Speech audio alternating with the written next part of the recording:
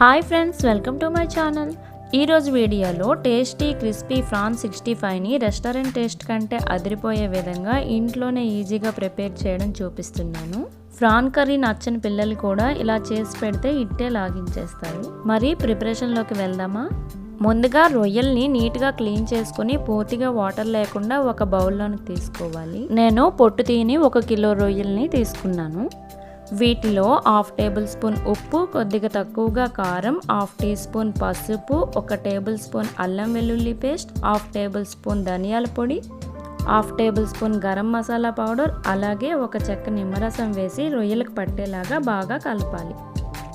ఇవి కలిపేటప్పుడు వాటర్ అయితే అవసరం లేదు, ఇందులో ఉన్న వాటర్ కంటెంట్ సరిపోతుంది. ఇలా రొయ్యల్ని బాగా కలుపుకున్న తర్వాత వీటిలో 1.5 టేబుల్ స్పూన్ కార్న్ఫ్లోర్, ఇంకా 1 టేబుల్ స్పూన్ బియ్యం పిండిని వేసుకోవాలి. అలాగే కొద్దిగా ఫుడ్ కలర్ని వేసి బాగా మిక్స్ చేసుకోవాలి. ఇలా మ్యారినేట్ చేసిన రొయ్యల్ని ఫ్రిడ్జ్లో 1/2 అవర్ ఉంచుకోవాలి, లేదంటే బయట 1 అవర్ పాటు ఉంచుకుంటే సరిపోతుంది.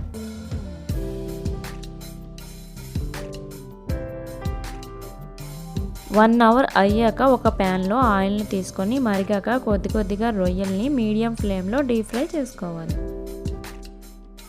ఇలా రొయ్యల్ని ఫ్రై చేసేటప్పుడు మధ్య మధ్యలో కలుపుతూ ఉండాలి, లేదంటే ప్యాన్కి అంటుకుంటాయి. ఇవి త్వరగానే ఫ్రై అయిపోతాయి. ఇలా క్రిస్పీగా గోల్డెన్ కలర్ వచ్చేంత వరకు వేయించుకొని వీటిని ఒక టిష్యూపై వేసుకోవాలి. ఇలా రొయ్యల్ని కొద్దిగా డీప్ ఫ్రై చేసుకొని మొత్తం ఒక ప్లేట్లోనికి తీసుకోవాలి. ప్రాన్తో ప్రిపేర్ చేసుకునే బెస్ట్ రెసిపీల్లో ప్రాన్ 65 ఒకటని చెప్పచ్చు. ఇప్పుడు వేరొక ప్యాన్లో 1 టేబుల్ స్పూన్ బటర్ని వేసుకొని అందులో కొద్దిగా జీడిపప్పును వేసి వేయించాలి. జీడిపప్పు సగం వేగిన తర్వాత కొద్దిగా పచ్చిమిర్చి ఇంకా కరివేపాకును వేసి వేయించాలి. ఈ 3 వేగిన తర్వాత ముందుగా డీప్ ఫ్రై చేసుకున్న రొయ్యల్ని అందులో వేసి 1 నిమిషం పాటు అలా కలుపుకోవాలి. మీకు ప్రాన్ క్రిస్పీగా కాకుండా సాఫ్ట్గా కావాలనుకునేవారు 1 టేబుల్ స్పూన్ పెరుగుని అందులో వేసుకొని కలుపుకోవచ్చు. అలాగే కొద్దిగా కొత్తిమీరని కూడా వేసి కలుపుకొని స్టవ్ కట్టేసుకోవాలి. అంతేనండి, టేస్టీ ప్రాన్ 65 రెసిపీ రెడీ అయిపోయింది. వీటిని ఇప్పుడు సర్వింగ్ ప్లేట్లోకి తీసుకొని సర్వ్ చేసుకోవాలి. చూస్తుంటేనే నోరూరుతుంది కదా.